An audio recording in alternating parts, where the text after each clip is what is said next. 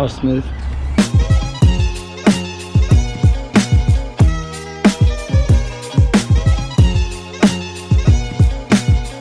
So as you can see, the blonde hair is all gone. Blonde Cooper's dead. That was kind of dark. He's not dead, he's just, it's still me, I just don't have. This video is gonna be a little bit different than my other videos, but then again, none of my videos are all that similar, so today's just another video. But why I say this video is gonna be different is because I'm gonna be telling a story today.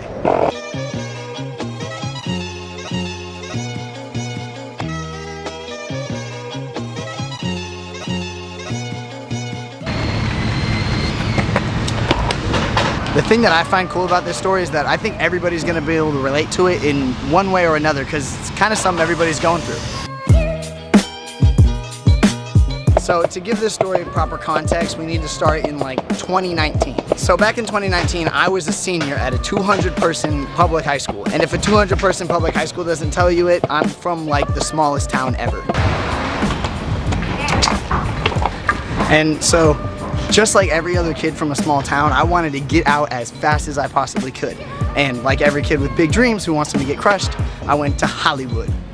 Okay, I didn't go to Hollywood, but I did get into Chapman University, which is in Orange County, which is just outside of LA, so close enough, right?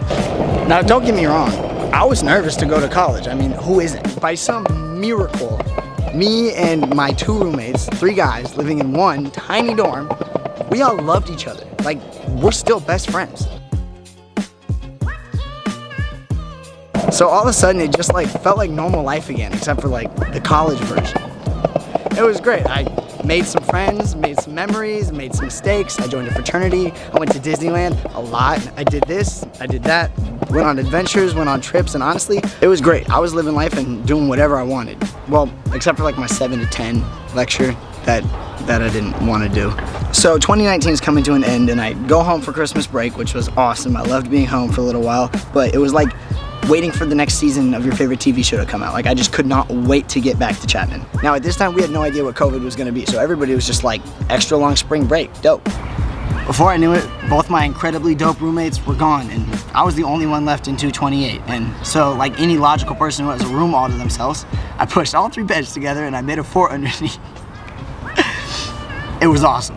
After my roommates left a couple days later, my dad came down and we packed all my stuff up and left, and 228 was back to exactly how it was before we left. Well, plus or minus some stains. Probably just plus some stains.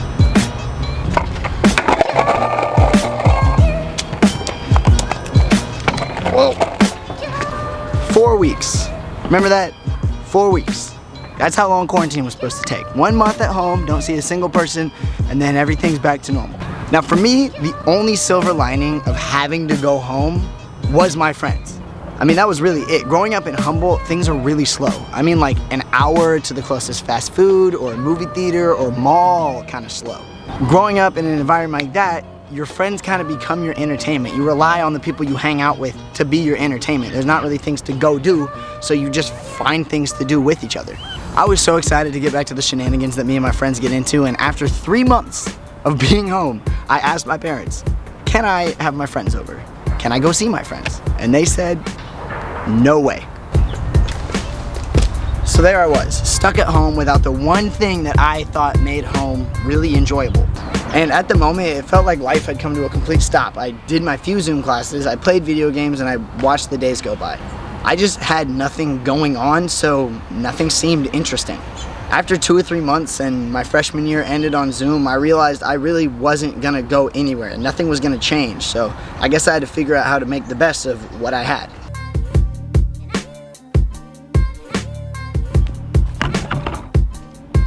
So to figure out how to make home enjoyable without my friends, I thought, what are my favorite things to do? And as corny as it sounds, I made myself a list. I thought if I wrote down all the things that I genuinely love to do, I could figure out a way to make myself happy in quarantine. So what was the #1 spot on the list of things that made me happy? Well, my friends. Kind of tough. Had to scratch that one out.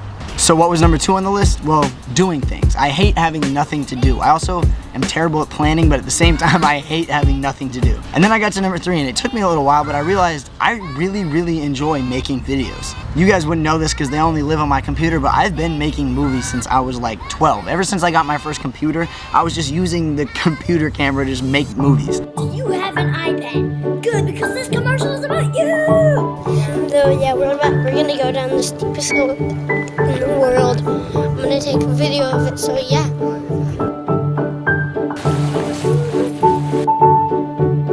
So yeah, I've always been into making movies. Were they good? That's a different conversation. My sister used to get so mad at me because I would never put my phone down. I was always just recording whatever we were up to. Not much, how you doing? So I realized all I had to do to get out of this funk that I was stuck in was do things and make videos while I did them. Seems simple enough, right? And for a second there, I was like, this is kind of revolutionary. Like making videos while I'm just doing things? Like who does? Oh yeah, everybody. That's just vlogging.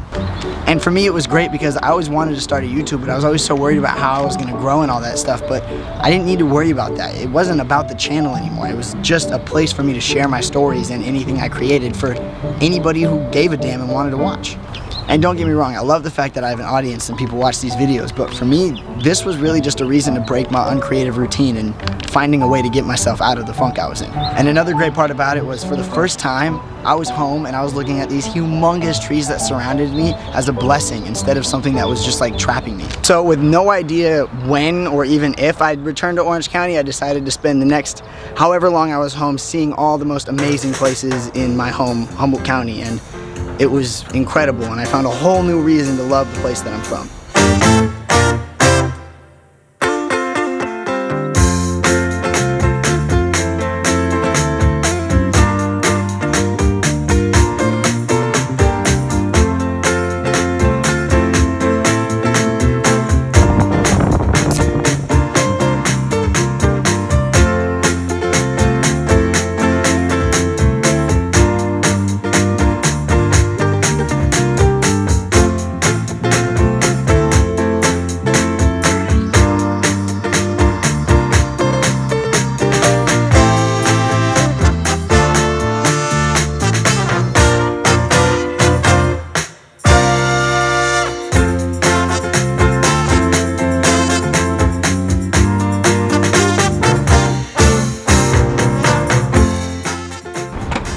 After I started doing things that I love again, life didn't feel so slow anymore. For a second I was like, oh my god, life started again. But then I realized life never really stopped. It was just my decision on what I wanted to do with it. So if you feel like quarantine has stopped your life or somehow stopped you from doing the things that you like to do, just take a second, realize that you're in control of your own life, and make the adjustment that you need to make yourself happy. Because remember, life does not stop. So it's your job to make the best of it.